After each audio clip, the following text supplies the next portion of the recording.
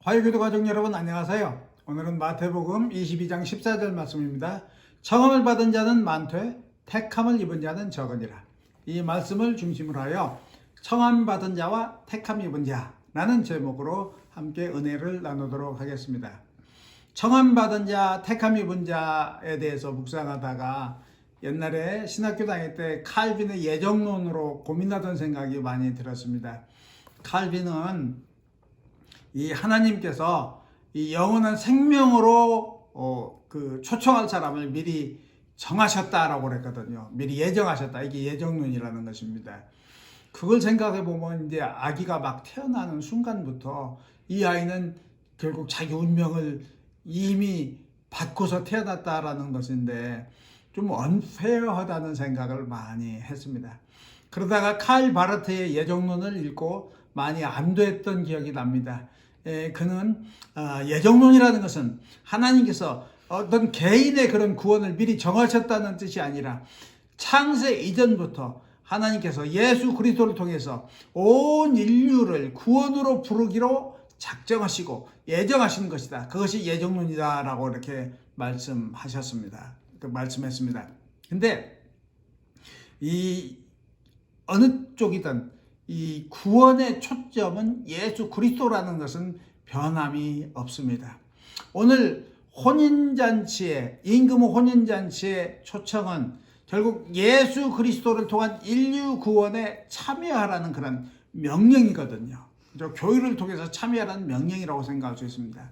그래서 결국 이 초청받은 자는 어떤 사람이냐 하면 초청받은 혼인잔치에 참여하라고 초청받은 사람은 어떤 사람이냐면 예수 그리스도를 믿어라.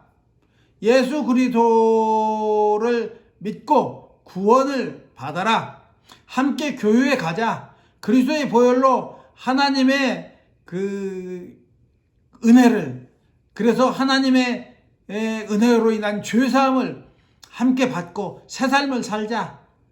예수 믿고 천국 가자. 이게 결국 초청받는 이런 말을 들은 사람은 초청받은 사람입니다. 택함을 입은 사람은 뭐냐면 그 초청에 임한 사람입니다. 초청에 임한 사람. 그리고 초청에 임해서 그 다음에 예복을 입고 혼인잔치에 참여한 사람이라는 것인데요. 그래서 예복을 입는다는 것은 무슨 뜻이냐 하면 그리스도로 옷 입는다는 것입니다. 그리스도의 사랑과 긍휼로 옷 입는다는 뜻이다라는 것입니다. 오늘 말씀을 통해서 저는 세 가지를 묵상하고자 합니다. 첫째, 인생의 가장 현명한 선택은 예수님을 선택하는 것이다. 예수님을 믿기로 선택하는 것이다 라는 것입니다. 옛날에 제가 한국 갔을 때 제 후배를 이렇게 전도하려고 많이 이렇게 노력을 했는데 그 친구가 그랬습니다. 예수 믿는 거 대박이죠. 선배님 걱정 마세요. 저 예수 믿는 거 대박인 거 압니다. 라고 이렇게 얘기했는데 제가 다시 가면 정말 그래서 교육 하나 안 갔나 제가 확인할 생각이지만 아마 우리 인생에서 가장 훌륭한 선택은 예수 믿는 것이다. 이렇게 생각할 수 있을 것입니다. 왜냐하면 성경에 그렇게 써 있습니다. 어린 양의 혼인잔치에 청함받는 자는 복이 있다라고 그랬습니다. 그리고 그래서 어린 양의 혼인잔치에 청함받는 사람은 하나님께서 그 눈물을 닦아주시고 다시는 사망이 없고 애통이 없고 고가는 것도 없고 아픈 것도 없는 그런 세상에서 영원한 그런 행복을 누린다라고 이렇게 얘기했거든요. 정말 그 후배 말대로 대박이 아닙니까? 근데 그런 생각을 할 수 있습니다. 이렇게 그 순간의 그런 선택이 어떻게 영혼을 좌우할 수 있는가? 그 불공평한 것이 아닌가 그러는데 우리는 인생에서 그것을 배웁니다. 순간 한눈 팔다가 교통사고 일어납니다. 방아쇠 한 번 1초에 잘못 당기면 인생이 망가집니다. 마찬가지죠. 결국은 예수의 초청에 응하느냐 응하지 않느냐가 우리의 영원한 삶을 좌우한다는 것입니다. 두 번째로 크리스천의 가장 큰 의무는 그래서 많은 사람들을 예수에게로 초청하는 것이라는 것입니다. 옛날에 꿀벌에 대해서 제가 좀 책을 읽었는데요. 꿀벌들은 어떻게 한다고 그랬습니까? 자기가 꿀을 발견하면 자기 그 동료들한테 가서 이제 춤을 추는 것입니다. 춤을 추어가지고 그 다음에 꿀이 있는 곳을 가르쳐 주는 것입니다. 그래서 춤의 방향을 통해서 꿀이 있는 방향을 보여주고 춤이 얼마나 활기 있는가를 통해서 얼마나 좋은 꿀을 발견했는가를 이렇게 표현한다고 그랬거든요. 그런 점에서 우리 노래 부르면서 춤추면서 우리는 예수를 전해야 되는 것입니다.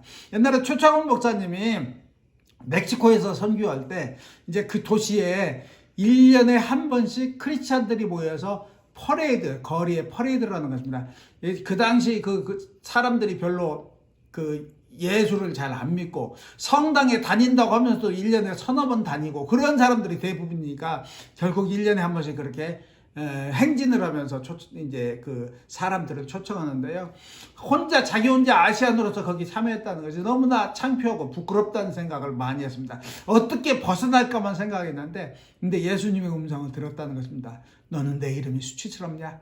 이 음성을 듣고 깜짝 놀라가지고 정말 회개하고 회개의 눈물을 흘리고 정말 열심히 춤추고 노래하고 전도지를 나눠주고 그래서 행복하게 그날을 보냈다. 그날 가장 행복한 날이었다는 얘기를 들었습니다. 우리 인생의 가장 큰 의무, 가장 아름다운 의무가 예수로 초청하는 것이다는 것입니다. 세 번째로는 예수로 옷 입는 것이다라는 것입니다. 그렇죠? 그리스도의 긍휼과 사랑으로 옷 입는 것입니다. 혼인잔치에 참여했지만 예복을 입지 않은 사람은 하나님께서 손발을 묶어서 어두운 곳에 내던지라고 했습니다. 정말 우리가 열심히 신앙생활 한다고 그렇게 하지만 예수로 옷 입지 않으면, 우리의 심장이 예수로 인해서 변화되지 않으면 그것은 헛일이다라는 생각입니다. 그래서 예수를 더욱더 사랑하고 정말 예수의 사랑을 어떻게든지 드러내고 나타내려고 노력하는 우리 모두가 될 수 있기를 주님의 이름으로 축원합니다. 한국 사회의 교회를 많이 거부하고 있습니다. 교회를 멸시하고 있습니다. 그죠? 크리스찬들을 정말 무시하고 있습니다. 이런 풍조, 세상 풍조의 영향이기도 하지만 그러나 우리 크리스찬들의 책임도 크다고 생각합니다. 정말 사람들이 우리를 보고 하나님 믿는 것을 영광스럽게 생각할 수 있도록 정말 제발 저부터, 우리 가족부터, 우리 교회부터 모두가 예수로 옷 입는 우리 크리스찬들이 될 수 있기를 주님의 이름으로 축원합니다. 기도드리겠습니다. 하나님 아버지 감사합니다.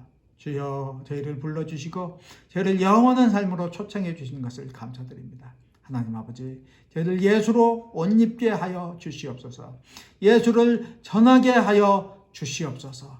모두 함께 사랑하는 형제 자매와 함께 손잡고 하나님 나라로 나아가게 하여 주시옵소서. 예수 그리스도 이름으로 기도드리옵나이다. 아멘.